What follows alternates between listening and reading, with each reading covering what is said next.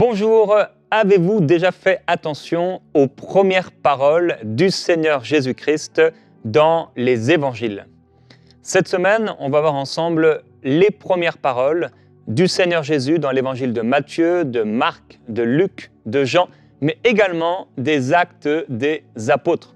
En effet, je crois qu'il y a un intérêt particulier dans les premières paroles du Seigneur Jésus-Christ dans les évangiles et dans les actes des apôtres. Et d'ailleurs, j'aurais pu vous donner un exercice aujourd'hui, comme je le fais de temps en temps, c'est de chercher également la dernière parole du Seigneur Jésus-Christ dans les évangiles et également dans les actes des apôtres. La Bible commence par cette parole « Au commencement, Dieu créa les cieux et la terre ». Ce n'est pas anodin. De la même manière, l'évangile de Jean commence par ces paroles « Au commencement était la parole, et la parole était avec Dieu, et la parole était Dieu ». Donc, je crois que ce n'est pas anodin de voir et d'étudier les premières paroles du Seigneur Jésus-Christ. Je crois que les premières paroles de Jésus dans les évangiles, les actes des apôtres, ne sont pas anodines. C'est ce dont on va parler aujourd'hui. Et d'abord, vous donner le témoignage de Clarisse du Cameroun. Je bénis tous les Camerounais. Que la gloire du Seigneur soit sur vous. J'ai vu dans les commentaires sur ma page Facebook que beaucoup d'entre vous souhaitiez que je vienne au Cameroun. Et bien, dans le temps de Dieu, ce sera avec joie que je viendrai dans ce beau pays que j'ai hâte de découvrir. Et que le Seigneur vraiment puisse vous bénir. Alors, Clarisse dit « Je suis une mère de 4 enfants, 2 garçons aînés et 2 filles. Suite à mon divorce, les garçons vivent avec leur père, tandis que je vis avec les filles, conformément à la décision du tribunal. Après la séparation, j'ai été confronté à des problèmes d'insomnie et à des pensées suicidaires qui m'ont obligé à me faire suivre par un psychiatre et à prendre des antidépresseurs pour dormir. Cependant, grâce au programme de prière inspirée avec le pasteur Sondril, j'ai retrouvé la confiance en Dieu, le goût à la vie, et depuis quelques semaines, je dors sans médicaments. J'ai confessé avec force que Jésus est mon remède et depuis, je dors paisiblement sans antidépresseurs. Je suis reconnaissante envers le Seigneur pour ma guérison. Les crises avaient commencé en 2021 après le divorce, mais 2 ans plus tard, le Seigneur m'a restauré et guéri de l'insomnie. Toute la gloire soit rendue à Jésus. Je vous remercie pour tout ce que vous faites et soyez bénis au nom de Jésus-Christ. Merci Clarisse d'avoir partagé ce témoignage avec humilité. Plusieurs d'entre vous, vous peut-être passez par une situation similaire. Alors c'est peut-être pas forcément un divorce, mais quelque chose qui vous a un peu traumatisé ou au moins blessé et meurtri. Et à cause de cela, vous avez perdu la paix, vous avez perdu le sommeil, mais que le même esprit qui a guéri Clarisse, que le même esprit qui a guéri tant d'autres personnes puisse vous toucher maintenant et vous libérer afin qu'à partir de ce soir, vous puissiez dormir en paix et que demain, en vous réveillant, vous puissiez vous dire « Waouh, je n'ai jamais aussi bien dormi » ou « Ça fait tellement d'années que je n'ai pas aussi bien dormi » que cela soit votre partage au nom du Seigneur Jésus-Christ. C'est ce que je veux déclarer sur vous. Une bonne nuit et des bonnes nuits à partir de ce jour, juste à cause de l'onction du Saint-Esprit, de la grâce qui se trouve dans le Seigneur Jésus-Christ. Alors, on va voir ensemble la première parole de Jésus dans le premier évangile, donc l'évangile de Matthieu, au chapitre 3, on va lire un petit peu avant, au verset 13. Il est donc écrit « Alors Jésus vint de la Galilée au Jourdain vers Jean pour être baptisé par lui. Mais Jean s'y opposait en disant « Mais c'est moi qui ai besoin d'être baptisé par toi, et c'est toi qui viens à moi. » Jésus lui répondit « Laisse faire maintenant, car il est convenable que nous accomplissions ainsi toute justice. » Alors Jean le laissa faire. Verset 16, « Aussitôt baptisé, Jésus sortit de l'eau, et voici les cieux s'ouvrirent, il vit l'Esprit de Dieu descendre comme une colombe et venir sur lui. Et voici qu'une voix fit entendre des cieux ces paroles, « Celui-ci est mon Fils bien-aimé, en qui j'ai mis toute mon affection. » On peut relire le verset 15, où donc on voit la première parole du Seigneur Jésus, « Laisse faire maintenant, car il est convenable que nous accomplissions ainsi toute justice. » Alors, à partir de cette parole du Seigneur Jésus, que vous pouvez fluorer dans votre Bible, je veux partager plusieurs choses autour de cette parole. La première des choses que je veux partager, c'est que, eh bien, il y a un temps pour toute chose. Jésus dit, laisse faire maintenant. Peut-être que hier, tu étais dans une certaine situation et Dieu t'appelait à faire certaines choses. Peut-être que tu étais dans une belle saison, mais aujourd'hui, Dieu t'appelle dans une nouvelle saison. Et entre cette belle saison et cette meilleure saison, il est possible que tu passes par un temps qui a l'air chaotique, difficile, et de te poser des questions parce qu'en fait, tu perds un peu certaines notions, tu perds un certain équilibre. Mais ne t'inquiète pas, parce que le Seigneur dit que c'est maintenant. Il y a un jour nouveau maintenant et il y a un temps pour toute chose. Je veux le déclarer, plusieurs d'entre vous. Eh bien, hier, vous avez vécu des choses, mais le Seigneur dit que maintenant, les choses changent. Maintenant, le Seigneur t'amène dans une nouvelle saison. Merci pour hier, merci pour ce qui a été avant-hier, mais maintenant, le Seigneur est en train d'ouvrir une nouvelle page, un nouveau livre même, dans la vie de plusieurs qui m'écoutaient. Maintenant, quelque chose de nouveau se passe dans ta vie, dans votre vie. Il y a un temps pour toute chose. La parole de Dieu nous dit qu'il y a même un temps pour pleurer, il y a un temps pour rire, il y a un temps même pour mourir. Et il est parfois difficile pour nous de pouvoir apprécier les différentes saisons de nos vies et surtout le temps particulier de transition entre l'avant et le nouveau, entre l'hier et le maintenant. Et je prie, mon frère, ma sœur, que Dieu te donne la grâce, la force, et que dans ce temps, même s'il y a un temps de tristesse, que cette tristesse se change en joie parce qu'elle se changera en joie ta tristesse. Et tu seras heureux d'entrer dans cette nouvelle saison. Le diable ne veut pas que tu entres dans cette nouvelle saison. Le diable essaie de te secouer, de te déstabiliser. Il peut envoyer des hordes de démons autour de toi ou autour des gens qui sont autour de toi pour te déstabiliser et te faire croire que le ciel est fermé. Mais le Seigneur Jésus dit maintenant. Maintenant, c'est un jour nouveau. Maintenant, tu entres. Maintenant, c'est le temps favorable. Maintenant, c'est le jour de guérison. Maintenant, c'est la vie du Seigneur qui va se manifester avec une intensité plus grande. Remercie Dieu pour hier. Il y a ce temps de transition dans lequel tu es qui est difficile.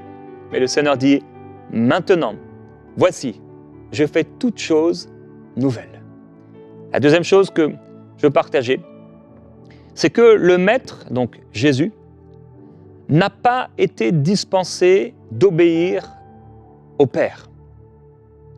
Même Jésus a dû obéir au Père.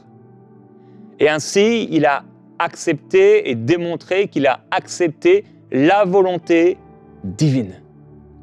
Si Jésus n'a pas été, entre guillemets, épargné, ou plutôt dispensé d'obéir au Père, eh bien, on ne peut pas imaginer qu'on va être dispensé, nous aussi, d'obéir au Père pour je ne sais quel raisonnement qu'on pourrait avoir, nous donnant l'impression qu'on n'a pas à obéir au Père. Nous avons besoin d'obéir au Père. Nous devons obéir au Père. Il le faut absolument. Tu dois obéir. Certains se cachent derrière leur titre, derrière leur fonction dans l'Église, en se disant « mais moi », mais si Jésus, si le Maître a dû obéir au Père, tu dois également obéir au Maître, tu dois également obéir au Père. C'est tellement important. Tu ne pourras pas passer à côté, tu peux essayer d'aller ici à droite, d'entrer par la fenêtre ou par la cheminée pour ceux qui en ont, mais non, tu dois rentrer par la porte, et cette porte, c'est Jésus-Christ. Tu dois te soumettre à la volonté du Père. Et c'est ce que Jésus a fait. Troisièmement, eh bien, le Maître n'a pas été dispensé de se soumettre au Père.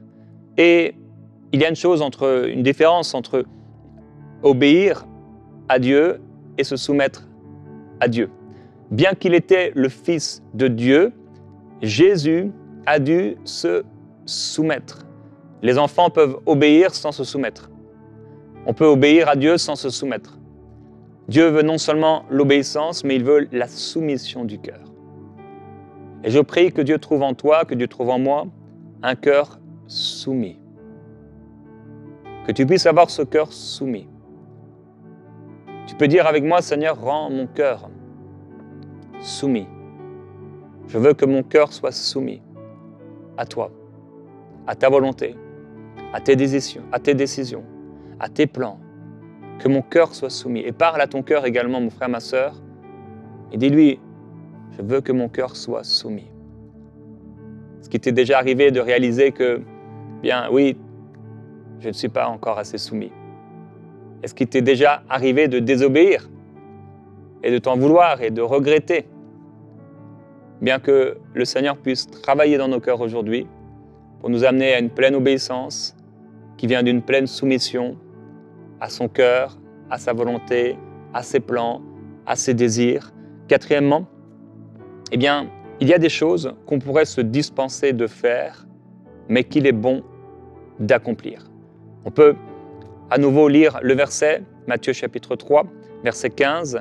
Jésus lui répondit, « Laisse faire maintenant, car il est convenable que nous accomplissions ainsi toute justice. » Il y a des choses qu'on pourrait se dispenser de faire, mais qu'il est bon d'accomplir. Il faut les accomplir. C'est convenable. Le Seigneur dit, c'est convenable. C'est-à-dire, c'est ce qu'il faut faire.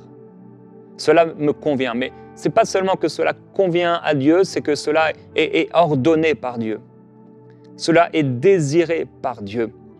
Si Dieu te l'a mis dans le cœur, il faut le faire, c'est convenable. Et nous savons que plus nous voulons nous approcher du Seigneur, et plus le Seigneur sera précis dans ses demandes, et peut-être plus il nous le demandera. Il nous demandera des choses. À celui qui a reçu peu, eh bien, le Seigneur demande peu, mais à celui qui a reçu beaucoup, le Seigneur demandera beaucoup. Alors, il y a des choses, parce que Dieu t'a donné beaucoup, que tu pourrais être dispensé de faire si tu étais quelqu'un qui se satisfait d'une pauvre relation avec Dieu, qui se satisfait de peu de fruits, mais parce que tu veux plus du Seigneur, tu sais que oui, c'est vrai, je pourrais être dispensé de faire cette chose-là. Je ne suis pas obligé d'aller nettoyer l'église, je ne suis pas obligé de donner cet argent, je ne suis pas obligé de faire cela, je ne suis pas obligé de faire ce service, je ne suis pas obligé de lire ma Bible, je ne suis pas obligé de prier, je ne suis pas obligé de faire telle et telle chose, je ne suis pas obligé d'aller visiter la sœur qui est souffrante, je ne suis pas obligé d'appeler mes parents, je ne suis pas obligé de faire cette chose. Mais le Seigneur dit, c'est convenable, c'est bon de l'accomplir. Et il faut l'accomplir. Et il est bon que le jeune homme porte son joug pendant sa jeunesse. C'est une grâce que Dieu te donne. Parce que pendant cette jeunesse, alors que tu t'accroches à Dieu, et que alors que tu pourrais être dispensé, mais tu choisis d'obéir au Seigneur, de te soumettre et d'accomplir sa volonté, tu es en train de former des colonnes pour ta vie, solides. Tu es en train de t'enraciner dans le Seigneur pour demain être solide dans la foi et une source de bénédiction. Cinquièmement, on doit faire les choses en entier. Jésus dit, il est bon d'accomplir toute justice. Donc, on doit faire les choses, mais les faire en entier. Vous vous souvenez lorsque parfois, il y avait des interdits dans l'Ancien Testament, et certains avaient gardé un petit peu de l'interdit. C'est ce que Saül va dire au prophète. Bien oui, non, le prophète lui dit, mais qu'est-ce que c'est ces bêlements là que j'entends d'animaux? Ah non, mais c'est le peuple qui a gardé un petit peu. Il a gardé une partie. Eh bien, c'est cette partie dont Ananias et Saphira, que Ananias et Saphira ont gardé pour leur perte. Le Seigneur ne t'appelle pas simplement à obéir en partie, mais le Seigneur t'appelle à obéir complètement. Le Seigneur ne t'appelle pas seulement à faire la moitié du kilomètre, Mais le Seigneur t'appelle à faire le kilomètre en entier et même peut-être 1 kilomètre de plus. Il est bon de faire les choses en entier. Eh bien, ce livre doit être terminé. Cette chanson, elle doit être écrite. Cette visite, elle doit se faire. Ce soutien que tu dois apporter à cette personne, elle doit se faire jusqu'au bout, jusqu'à ce que le Seigneur dise « c'est bon ». Il y a cette décision que tu as prise parce que tu reconnaissais que c'était la volonté de Dieu, tu dois le faire en entier. En entier. Isaac devait être offert en entier. Le Père, donc Dieu ne lui a pas permis d'offrir peut-être un pied, une jambe ou un doigt ou une oreille de son fils. Le sacrifice devait être entier dans son cœur. Il devait être prêt dans son cœur à tout donner. La promesse de Dieu, à donner la promesse de Dieu. Imaginez, c'était la promesse de Dieu manifestée et Dieu lui dit « Donne-moi cette promesse, donne-moi la réalisation de cette promesse qu'il attendait depuis si longtemps. » Et oui, il y a des fois, mon frère, ma sœur, tu dois être prêt à renoncer à ce que tu as de plus précieux. Tu dois être prêt à renoncer à ce ministère que tu attendais depuis si longtemps. Et au moment où tu entres dans ces choses, ton cœur doit être encore prêt à renoncer afin que jamais une seule chose, jamais un ministère, jamais une onction, jamais quoi que ce soit, jamais une personne, un bien, un objet, une richesse ne t'empêche de servir Dieu. Que jamais une de ces choses ne prenne la place de Dieu. C'est pourquoi tu dois être prêt, je dois être prêt dans mon cœur à renoncer à ce qui a de la valeur pour nous.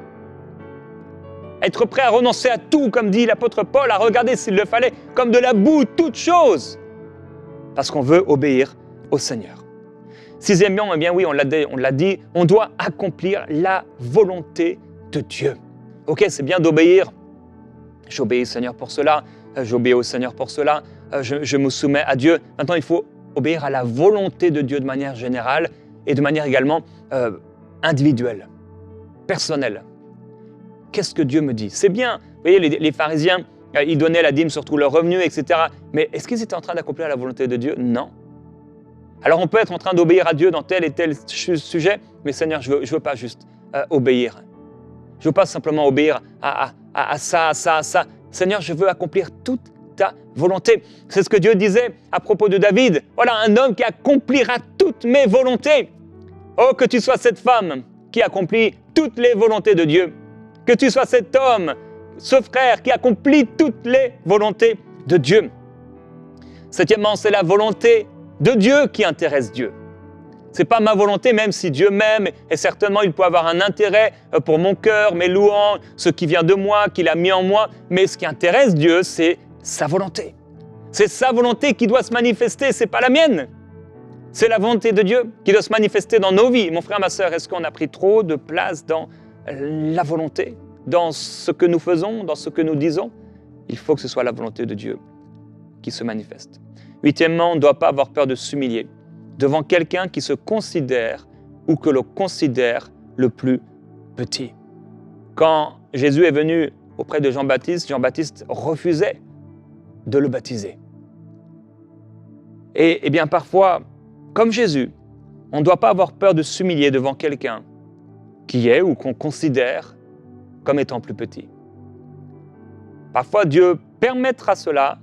Parfois, Dieu même, je dirais, désire cela, qu'on puisse s'humilier devant quelqu'un qu'on considère plus petit, pour nous amener plus loin. Parce que Dieu veut déposer une grâce nouvelle. Alors, il peut nous amener à nous abaisser avec humilité devant quelqu'un qu'on considérait comme plus petit que nous.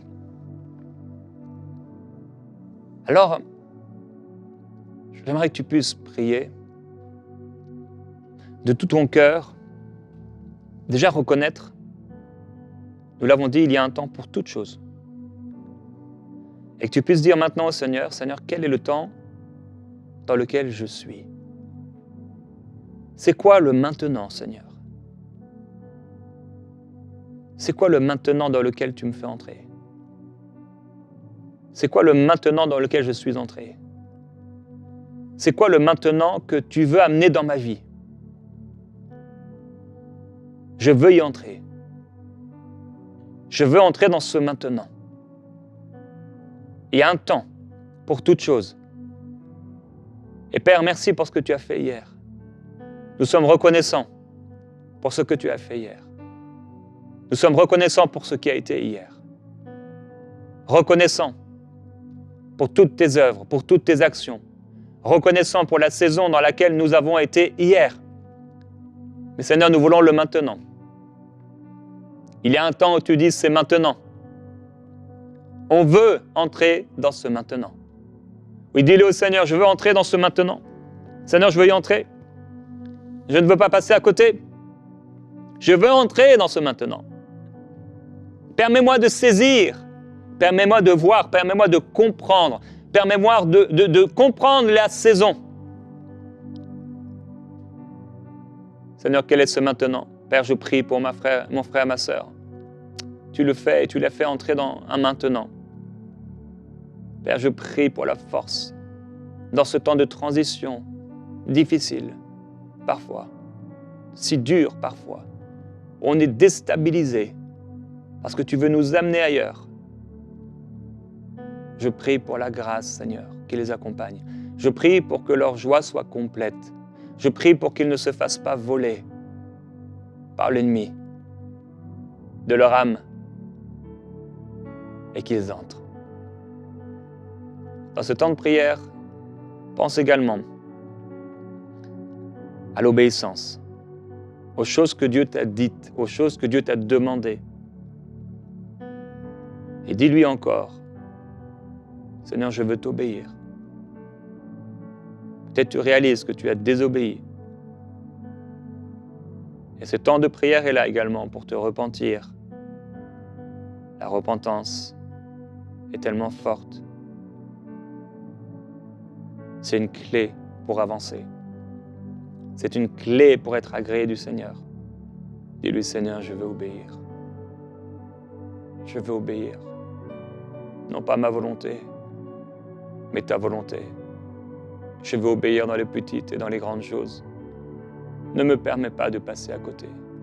Ne me permets pas, Seigneur, d'accomplir ma propre justice, ma propre volonté. Ne me permets pas, Seigneur, d'être insoumis, d'avoir un cœur qui s'éloigne de toi. Je désire que mon cœur soit soumis. Je désire que mon cœur soit soumis. Jésus-Christ. Sokabaya brosita babaye sita babaye soraya babaye. Kimai brositi brava babaye. Merveilleux Jésus. Que mon cœur soit soumis devant toi. Que mon cœur soit soumis devant toi. Que nos cœurs, Seigneur, soient soumis. Que nos cœurs soient dociles. Que nos cœurs soient tendres. Je veux faire ta volonté. Non pas ma volonté, mais la tienne. Jésus-Christ. Que mon cœur soit soumis.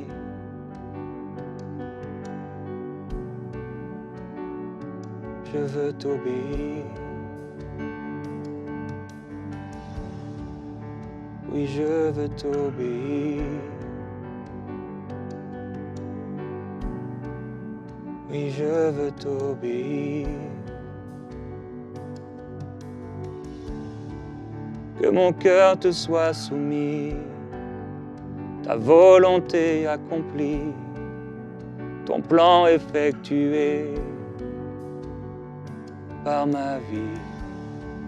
Que ta volonté s'accomplisse.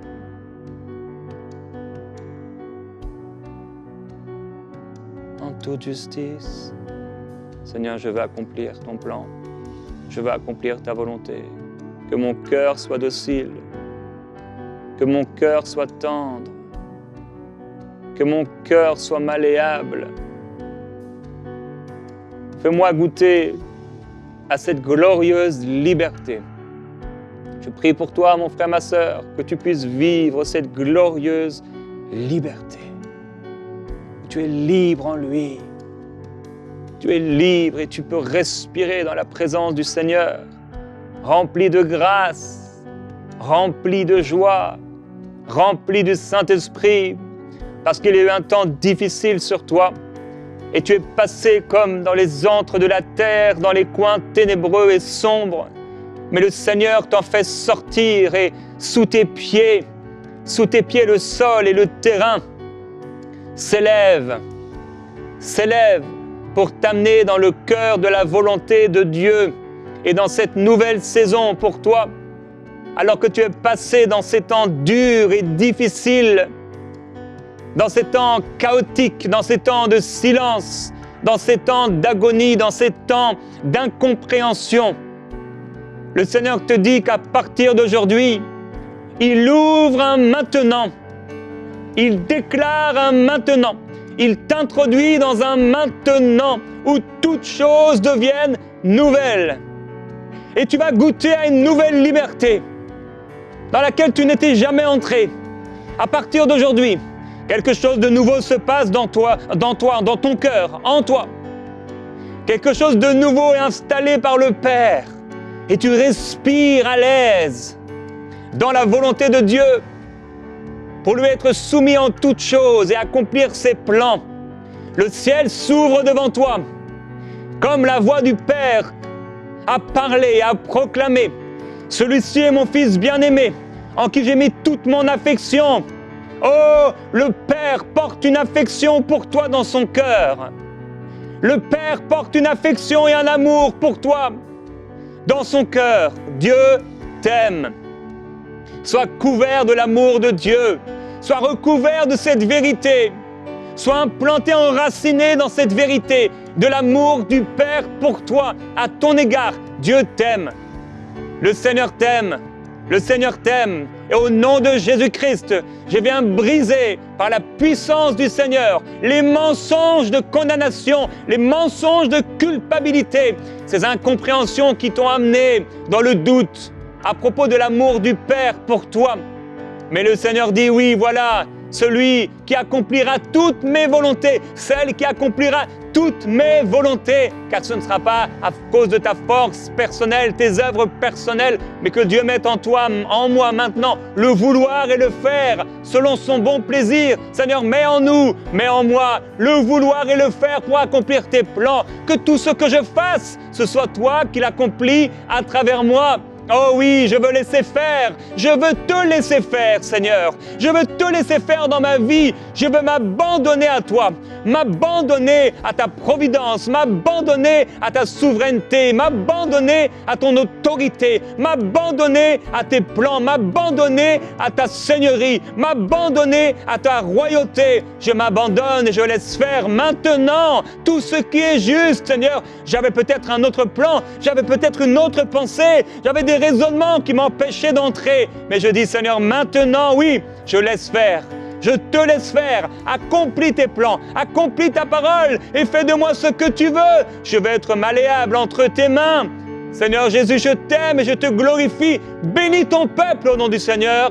Et j'ai une pensée particulière pour terminer, pour les Camerounais. J'ai cité tout à l'heure votre pays, le Cameroun, et je bénis maintenant le Cameroun, et je prie pour les Camerounais et les Camerounaises. Oh Jésus-Christ, tu étends ta main d'en haut, et tu les délivres, Seigneur Jésus-Christ.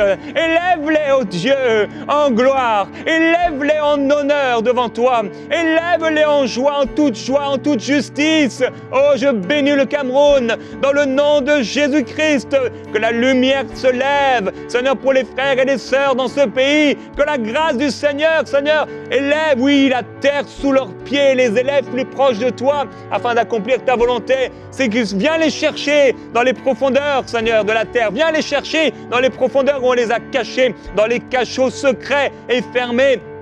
Et fais de la lumière. Fais-les sortir comme Joseph de la prison, au nom de Jésus-Christ, et établis-les dans ce pays pour la gloire de ton nom, qu'il en soit ainsi, au nom de Jésus-Christ.